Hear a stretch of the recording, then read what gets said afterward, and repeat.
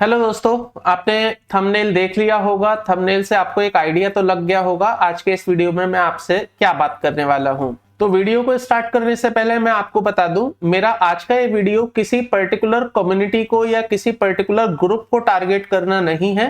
Rather मेरा purpose है आप लोगों को अवेयर करवाना कि आप अपनी जो इनकम टैक्स रिटर्न्स फाइल करवा लेते हैं किसी से भी, वो आप थोड़ा सा सोच समझ कर करवाएं। हो सके तो किसी प्रोफेशनल की हेल्प लें, हो सके तो एक अच्छे एडवाइजर की आप हेल्प लें जब भी आप अपनी इनकम टैक्स रिटर्न फाइल करें। और अगर आप अपनी इनकम टैक्स रिटर्न खुद से फाइल करते हैं तो इन बातों का ध्यान रखें जो आज के इस वीडियो में मैं आप लोगों के साथ डिस्कस करने वाला हूं। आज के वीडियो का जो टॉपिक है वो एक्चुअली में ये है कि मेरे पास कल एक क्लाइंट आए, क्लाइंट नहीं कह सकता मैं, नए हैं मेरे लिए, बिल्कुल फर्स्ट टाइम मेरे ऑफिस में विजिट किया उन्होंने, और उन्होंने मुझे एक नोटिस की कॉपी दी जिसको पढ़कर मैं खुद हैरान हो गया कि how the department is tracking the informations, और कैसे वो आपको पकड़ रहा है, कहां से आपको पकड़ रहा है। और एक्चुअली में जो पिछले कुछ सालों से fake deductions, fake exemptions claim करने का एक रिवाज चल रहा है, ज्यादा रिफंड क्लेम करने का एक सिस्टम बना हुआ है, उसको कैसे डिपार्टमेंट यहां पर पकड़ रहा है। तो मैं आपको दो नोटिसेस दिखाने वाला हूं आज के इस वीडियो में। आप देखिएगा कैसे यहां पर क्या चीजें हुई हैं। तो जो आपके स्क्रीन पर दोस्तों आप लोगों के सामने नोटिस दिख रहा है, ये एक्चुअली में इंटरनल नोटिस है जो एक डिपार्टमेंट ने दूसरे डिपार्टमेंट को इशू किया था। इसमें रीजन भी लिखा हुआ है क्यों भेजा गया है नोटिस, और देन इस नोटिस के जवाब में उस डिपार्टमेंट ने क्या किया वो भी मैं आपको अगले पेज पर दिखाऊंगा। तो यहां पर मैं आपको बैकग्राउंड समझा देता हूं स्टोरी का क्या हुआ था, देन उसको डिटेल नोटिस में देखेंगे। हुआ ये कि एक पर्टिकुलर पर्सन के यहां पर सर्वे चल रहा था इनकम टैक्स डिपार्टमेंट का, और उस सर्वे के दौरान उस व्यक्ति के यहां पर 2 लैपटॉप पाए गए।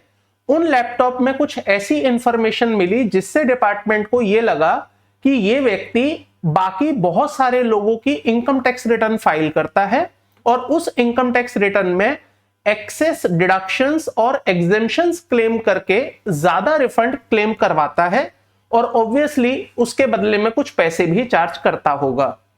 अब क्योंकि जिस व्यक्ति के यहां पर ये सर्वे चल रहा था सेक्शन 133A में, उस व्यक्ति ने जिन जिन व्यक्तियों की इनकम टैक्स रिटर्न फाइल करी थी वो सभी व्यक्ति उस पर्टिकुलर ज्यूरिसडिक्शन में नहीं आते थे। एग्जाम्पल के लिए मान लीजिए सर्वे हुआ है दिल्ली के अंदर, लेकिन जिस व्यक्ति ने बाकी सभी लोगों की इनकम टैक्स रिटर्न फाइल करी वो मुंबई से हैं, हरियाणा से हैं, पंजाब से हैं, महाराष्ट्र से हैं, वेस्ट बंगाल से हैं, अलग अलग लोकेशन से बिलोंग करते हैं।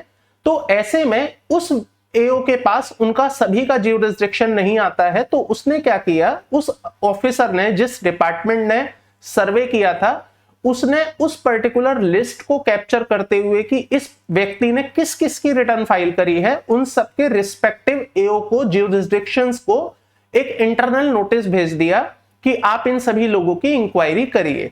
अब मैं आपको पहला नोटिस दिखाना चाहूंगा जो एक्चुअली में इंटरनल नोटिस है। मैंने सिक्योरिटी पर्पस से, कॉन्फिडेंशियलिटी के पॉइंट ऑफ व्यू से कुछ इंफॉर्मेशन हाइड कर दी है, बट आपको बाकी चीजें देखने को मिल जाएंगी। तो यहां पर आप देखिए इनकम टैक्स डिपार्टमेंट ने एक नोटिस इशू किया, और 2 में यहां पर लिखा है all the jurisdictional assessing officer. इसका मतलब जितने भी लोगों की वहां पर लिस्ट मिली है उसके लैपटॉप में, उस लिस्ट के अकॉर्डिंग जो जो उसके रिस्पेक्टिव एओज हैं उन सबको ये लेटर इशू किया गया है। तो केस को थोड़ा सा स्मूथ बनाने के लिए मैं यहां पर नेमिंग कर देता हूं। तो मान के चलिए जो सर्वे चल रहा था वो रामलाल के यहां चल रहा था, और रामलाल के लैपटॉप में 80-90 लोगों की लिस्ट मिली। तो 80-90 लोगों के जो रिस्पेक्टिव ज्यूरिसडिक्शनल असेसिंग ऑफिसर हैं उनको ये लेटर भेजा गया। आप सब्जेक्ट में देखिएगा लिखा हुआ है सर्वे conducted on 3 February 2025 in case of a Ramlal. यहां पर मैंने नाम ले लिया है रामलाल का, ये एक्चुअल नेम नहीं है, और उसके बिजनेस प्रेमाइसेस पर सर्वे चल रही थी जिसके बेसिस पर हम आपको इंफॉर्मेशन पास कर रहे हैं असेसमेंट ईयर 21-22 के लिए। यहां पर लिखा हुआ है survey under section 133A was conducted in this case on 3rd Feb 2025. During the course of survey statement was recorded and 2 laptop found. सर्वे के दौरान हमने उस व्यक्ति की, रामलाल की स्टेटमेंट रिकॉर्ड करी और उसके यहां से 2 लैपटॉप हमने बरामद किए। जो उसके बिजनेस प्रेमाइसेस पर हमें मिले थे। It was found that it is filing return of employee of a various department and involved in claiming bogus refund by claiming wrong exemption under section 10 and deduction under chapter 6A। तो ऐसा पाया गया कि ये व्यक्ति बहुत सारे various departments के लोगों की, जैसे पुलिस डिपार्टमेंट हो गया, आर्मी डिपार्टमेंट हो गया, टीचिंग डिपार्टमेंट हो गया, इन सब डिपार्टमेंट के बहुत सारे लोगों की रिटर्न्स फाइल करता है, उसमें बोगस रिफंड क्लेम करता है। कैसे करता है? एक्सेस एग्जेम्पशंस क्लेम करके और डिडक्शंस को क्लेम करते हुए, which is not genuine. Now इसमें यह भी लिखा हुआ है, in the return so filed exemption and deduction are claim so as to reduce the taxable income of the assessee to below taxable limit and the TDS deducted by the employee is claimed as refund। तो उसका ultimately objective क्या है कि वो अपनी taxable income को कम कर देता है, देन अकॉर्डिंगली वहां पर रिफंड क्लेम कर लेता है। Therefore, refund claim in return by him require examination and consequently remedial action is required to be taken। तो अब हम आपको बोल रहे हैं कि जिस व्यक्ति का हम आपको पैन नंबर दे रहे हैं, लिस्ट दे रहे हैं, उन व्यक्तियों की रिटर्न्स को वेरीफाई करें, चेक करें क्या उनके द्वारा क्लेम की गई डिडक्शन एग्जेम्पशन वैलिड है या नहीं, और अगर नहीं है तो जो भी रिक्वायर्ड एक्शंस हैं वो आप लें। इसके आगे ये भी लिखा हुआ है, देखिएगा, from the perusal of impounded laptop a list of ITR filed by the Ramlal for the assessment year 21-22 has been prepared showing the AOs having the jurisdictional over the PAN of assessee। तो हमने एक list बना ली है कि उसने किस किस की रिटर्न फाइल करी है और उस पर्टिकुलर पैन का ज्यूरिसडिक्शनल असेसिंग ऑफिसर कौन है, हम आपको वो लिस्ट दे रहे हैं, आपके रिस्पेक्टिव असेसीज की किन की रिटर्न्स आपको चेक करनी है।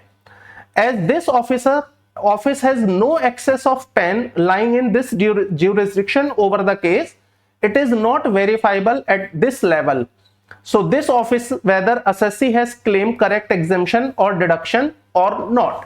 तो यहां पर कहा यह जा रहा है कि उन सभी assessees के ऊपर हमारा jurisdictional right नहीं है, इसलिए हम ये नहीं चेक कर सकते हैं। हम ये लिस्ट आपको दे रहे हैं, आप इसको प्लीज चेक करें अपने लेवल पर। उसके आगे अगले पेज पर देखिएगा, यहां पर इसी में एक और पैराग्राफ लिखा हुआ है, as this jurisdiction over the return filed by him in some cases in list attach related with your office. तो आपको जिसको ये भेजा गया है, बेसिकली जिस एओ को भेजा गया है, इस नोटिस के साथ उसकी लिस्ट भी उसको प्रोवाइड कर दी गई है कि इन लोगों को आपको चेक करना है। अब एक्चुअली में जो मेरे पास व्यक्ति आए हैं कल, वो व्यक्ति का नाम इस पर्टिकुलर लिस्ट में मेंशन है। तो अब हुआ क्या नेक्स्ट, जो व्यक्ति कल मेरे पास आए इस नोटिस को लेकर, क्योंकि उनका नाम इस लिस्ट में था, तो उनके एओ ने उनको ये वाला नोटिस भेजा है जो आप स्क्रीन पर देख सकते हैं। तो यहां पर उस व्यक्ति का नाम लिखा हुआ है, पैन नंबर है, देन उसके बाद डिन नंबर है, क्योंकि कोई भी अब नोटिस जब इशू किया जाता है तो उस पर डिन नंबर होना मैंडेटरी है। अब यहां पर देखिए सेक्शन 148A का इन्होंने यूज किया है। नाउ डिपार्टमेंट, अब असेसमेंट ईयर 21-22 का केस है, तो वहां पर नॉर्मल क्वेश्चंस नहीं कर सकता, तो ऐसे में डिपार्टमेंट ने नोटिस बनाया ये कहते हुए कि आपने अपनी इनकम छुपाई है, इनकम एस्केपिंग के बेसिस पर हम आपको नोटिस भेज रहे हैं, आप हमें एक्सप्लेन करिए। नाउ अब इस नोटिस को जब आप देखेंगे तो इसमें सबसे पहले तो ये लिखा हुआ है, I have a information which suggest that income chargeable to tax has escaped assessment within the meaning of section 147 of the act on account of the following। अब नीचे वाला पैराग्राफ आप देखेंगे तो ये एग्जैक्टली उस नोटिस से रिलेट आप कर पाएंगे। यहां पर लिखा हुआ है, information examining from survey conducted under section 133A of the act other than under subsection 2A of the section 133A of the act for assessment year under consideration in your case, the case of the person in respect of which you are assessable under the income tax act। अब इसको in detail इन्होंने अगले page पर समझाया हुआ है। हालांकि इन्हें टाइम भी दिया गया था, 7 अप्रैल 2025 तक इनको रिप्लाई फाइल करना था, डॉक्यूमेंट्स सबमिट करने थे, बट इन्होंने अनफॉर्चुनेटली अभी तक किया नहीं है। अब आप अगले पेज पर देखेंगे तो यहाँ पर बहुत डिटेल अनेक्शर इन्होंने दिया हुआ है, जिसमें सबसे पहले वाले पैराग्राफ में तो इन्होंने वही कहानी लिखी है कि एक सर्वे कंडक्ट किया गया है सेक्शन 133A में इनकम टैक्स डिपार्टमेंट के द्वारा रामलाल के ऊपर। रामलाल के यहां से 2 लैपटॉप मिले, उस लैपटॉप के बेसिस पे डिपार्टमेंट को लगता है कि आपकी रिटर्न उन्होंने फाइल करी है और उस रिटर्न में बोगस एग्जेम्पशन डिडक्शंस क्लेम करी है, जिससे कि बोगस रिफंड क्लेम किया गया है। तो इस बेसिस पर हम आपको ये डॉक्यूमेंट, ये नोटिस इशू कर रहे हैं। नाउ सेकंड पैराग्राफ जब आप देखेंगे तो इसमें लिखा हुआ है, on the basis of material available on impounded laptop, a list of ITR filed by Ramlal for the assessment year 21-22 had been prepared. From the examination of the list attached with the report dated this, जो कि department ने report दी थी, तो वो forward हुई है हमारे office में इस दिन। तो इनकम टैक्स ऑफिसर ने ये पाया कि इस लिस्ट में आपका भी नाम है। अब ये जिस व्यक्ति को नोटिस इशू हुआ है उसका नाम मैं थोड़ी देर के लिए यहां पर ले लेता हूं, चिंटू। तो ये जो नोटिस इशू हुआ वो चिंटू को हुआ है, ये कहते हुए कि हमें ऐसा लगता है, क्योंकि उस व्यक्ति ने आपकी रिटर्न फाइल करी है, तो हमें ऐसा लगता है कि आपकी रिटर्न में उसने एक्सेस एग्जेम्पशन डिडक्शन क्लेम करी है, जिससे कि आपका रिफंड क्लेम हुआ है। नाउ पैराग्राफ नंबर 3 आप देखिए, इसमें क्या लिखा हुआ है, on perusal of the report it has been observed that your return of income for the assessment year 21-22 had been filed by Ramlal, and according the fact stated above, it is transpired that you have involved in claiming bogus refund by claiming a wrong exemption and deduction under chapter 6A. तो हमें ऐसा लगता है भाई आपने भी ये wrong exemption या deduction claim करके अपना refund claim कर लिया है। In view of the above, अब इस पूरे पॉइंट को देखा। अच्छा, इससे पहले एक चीज और उन्होंने मेंशन करी है, therefore ITR filed by you for the assessment year 21-22 has been examined and found that you have claimed total exemption under section 10 of the IT Act rupees 46,864 and total deduction under chapter 6A of rupees 1,50,000।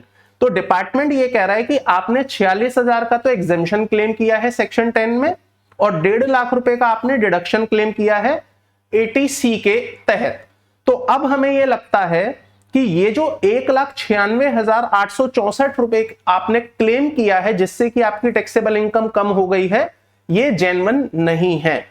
तो आप हमें बताइए, मतलब SSC को notice देके पूछा जा रहा है, आप हमें बताइए कि हम इसे आपकी इनकम में क्यों ना ऐड कर दें, मतलब हम इसे क्यों आपकी इनकम एस्केप्ड ना माने।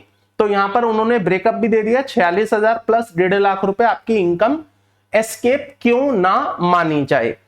और पॉइंट नंबर 5 में इन्होंने लिख दिया, इन केस अगर आपका कोई रिस्पॉन्स हमें नहीं आता है, जो भी हम आपको टाइमलाइन दे रहे हैं, तो माना जाएगा कि आपके पास साबित करने के लिए, प्रूव करने के लिए कोई इंफॉर्मेशन या डॉक्यूमेंट नहीं है, एंड अकॉर्डिंगली हम अपना जो भी नेक्स्ट एक्शन होगा उसी के बेसिस पर ले लेंगे। तो सीधा सीधा मतलब ये हो गया, एक्स पार्टे आपका केस असेस कर दिया जाएगा और इसे आपकी इनकम एडबैक करते हुए आपसे पेनल्टी, इंटरेस्ट एंड टैक्स की वसूली कर ली जाएगी। तो दोस्तों ये था वो पूरा नोटिस जो एक्चुअली में कल मेरे पास एक व्यक्ति आए, उन्होंने मुझे दिया। तो एक्चुअली में इस वीडियो को बनाने का जो ऑब्जेक्टिव है वो ये नहीं है कि मैं आपको ये नोटिस दिखाऊं, मेरा बस ऑब्जेक्टिव इतना है कि जब भी आप अपनी इनकम टैक्स रिटर्न फाइल करें, उसमें आप लालच के चक्कर में, एक ज्यादा रिफंड लेने के चक्कर में आप फेक एग्जेम्पशंस या डिडक्शन क्लेम ना करें, क्योंकि आज नहीं तो कल, कल नहीं तो परसों ये चीज पकड़ में आएगी, और जब ये पकड़ में आएगी तब तक बहुत देर हो चुकी होगी, उस समय आप कुछ नहीं कर पाएंगे। जब भी आपकी कोई एग्जेम्पशन या डिडक्शन जो कि एक्चुअली में जेन्युइन है और आप आईटीआर में क्लेम करना चाहते हैं, तो आप उसे क्लेम करिए। मैं ये नहीं कह रहा हूं कि आप क्लेम ही मत करिए, लेकिन with the help of some professionals या एक अच्छे एडवाइजर जो हैं, जो टैक्स एडवाइजर होंगे, आपके लोकल एरिया में हो सकते हैं, आप कहीं से भी कनेक्ट हो सकते हैं उन लोगों के साथ, तो उनके सुपरविजन में, उनकी प्रोफेशनल एडवाइस लेते हुए ही आप अपनी इनकम टैक्स रिटर्न में इस तरह की चीजें करें। फर्स्ट ऑफ ऑल तो मैं बिल्कुल रिकमेंड नहीं करूंगा कि आप फेक डिडक्शंस या एग्जेम्पशंस क्लेम करें। कोई अगर डिडक्शन या एग्जेम्पशन आपकी जेन्युइन बेसिस पर बनती है तो वो भी आप किसी प्रोफेशनल या अच्छे एडवाइजर की हेल्प से ही करें। आईटीआर आप खुद फाइल करना चाहते हैं तो आप खुद करिए, अगर आपको लगता है कि आप सही तरीके से कर पाएंगे। अदरवाइज मैं आपको सजेस्ट करूंगा आईटीआर के लिए भी आप किसी एक्सपर्ट की ही सलाह लें। तो दोस्तों आई होप आपको क्लियर हो गया होगा आईटीआर किसी प्रोफेशनल की हेल्प से फाइल करवाना कितना जरूरी हो जाता है, इंस्टेड ऑफ किसी आप झोला छाप व्यक्ति की हेल्प से या झोला छाप व्यक्ति से अपनी आईटीआर फाइल करवाते हैं। तो दोस्तों आज के इस वीडियो में इतना ही रखता हूं, आपसे मिलता हूं अपने एक नेक्स्ट वीडियो में। Till then thank you, bye bye.